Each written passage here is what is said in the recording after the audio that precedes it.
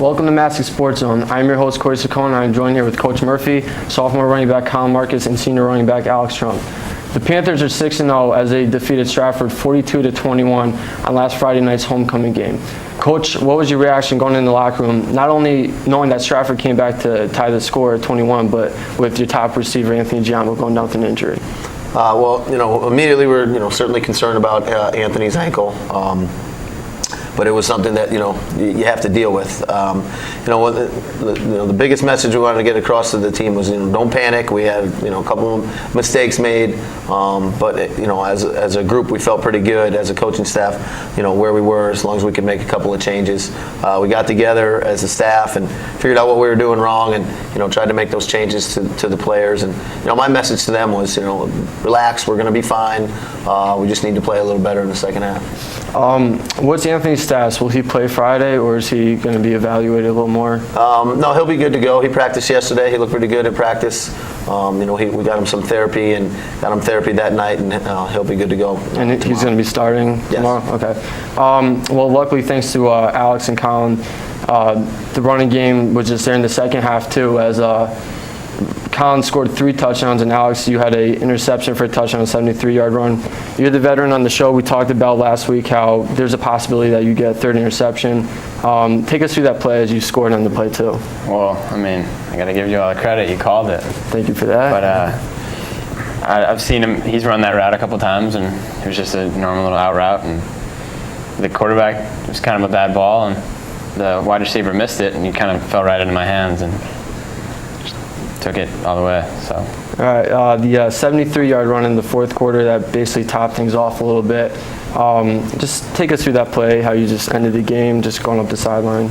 What was your reaction going up to the sideline? I was excited to get the ball when he called the play, and that's one of my favorite plays because a lot of that play is just full-out speed. You're trying to beat everybody to the sideline, and towards the end of the play, when you know you're going to score that touchdown, it's a real cool feeling. No dances or anything, but no. You just got the feeling. Coach, between the combination here, who's Thunder and who's Lightning, and why? Well, I guess the young guy will be Thunder because there's times I have to tell him you don't always have to run people over. We had a play at camp where he actually went out of his way to go try to run somebody over, and then with Alex's speed, I guess he would be Lightning. So.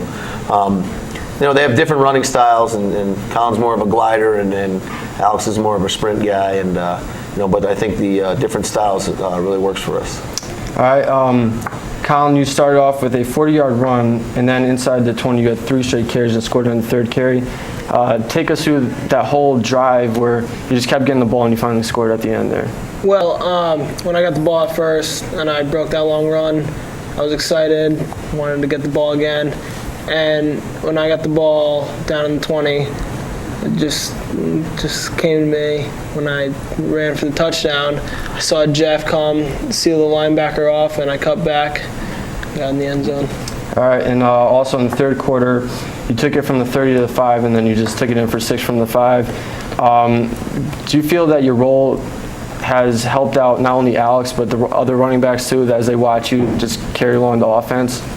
Well, I'm more the power runner, so I usually break it up inside, so they'll have to come inside, and then we give the ball out to Alex so he could get his nice long runs there. Okay. Brookfield is 2-4. Their main weapon is quarterback Jordan Brandt, who has 2 passing touchdowns and 2 running touchdowns. Alex, how does the defense like to stop him? He's a good kid, but at the same time, we've faced kids like that before, such as Jeff Miller in the last game, and we'll have to contain him and keep an eye on him. Okay. Their main defensive weapon is Brendan Zankin, who has 34 tackles and 5 sacks.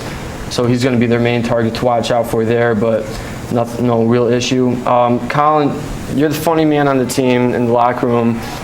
What's your favorite song to maybe sing and dance to get your teammates loose and ready for the game? Well, I don't know if I get them loose, but I like to listen to High School Musical because I'm more of a dancer. And I sing and dance all the time, and they kind of just laugh at me. And your role in the locker room with just being the funny man, it helps yourself out, but do you feel it helps your teammates out? I mean, that they're all loose for the game and ready for practice too? Yeah, I feel like you shouldn't take everything so seriously. You got to have a little fun when you play the game because that's what it's all about. So. All right, that's good. And what player do you mold as your favorite athlete? I loved Earl Campbell because he would just run people right over. So that's what you're doing now, so who knows, we might see in the NFL one day doing the same thing as him. And question I asked Alex last week, Chad Johnson changed his name to Chad Ochocinco.